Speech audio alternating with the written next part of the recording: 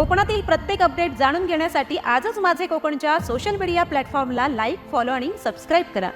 रत्नागिरी जिल्हा सैनिक कल्याण कार्यालयातर्फे सशस्त्र सेना ध्वजदिन 2025 निधी संकलनाचा शुभारंभ जिल्हा नियोजन समिती सभागृहात मोठ्या उत्साहात पार पडला।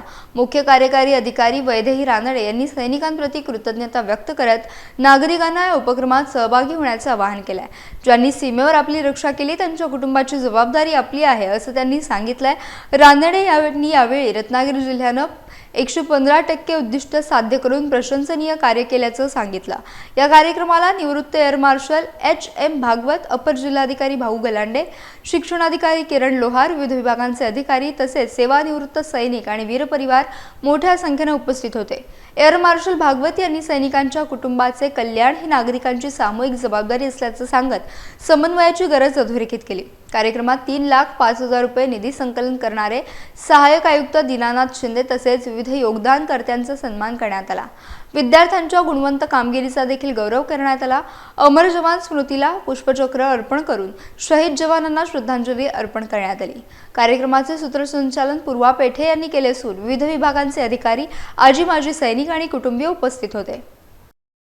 उभे राहणारे सैनिक आपण पाहिलेले आहेत, त्यामुळे मला असं वाटतं की पुन्हा एकदा या सैनिकांना, त्यांच्या कुटुंबियांना एक मानाचा मुद्रा आपण करूया आणि त्यांच्यासाठी असणारी जी कामं ह्या सैनिक या ध्वजदिन निधीतून केली जातात, म्हणजे जसं वसतिगृह असू देत किंवा जे काही त्यांच्यासाठी कल्याणकारी योजना राबवल्या जात असतील, तर या जसं बिरादर साहेबांनी सांगितलं की जे सानुग्रह अनुदान मृत्यूनंतर दिलं जातं ते असू दे, तर या सगळ्यासाठी हातभार लावणं हे आपलं कर्तव्य आहे।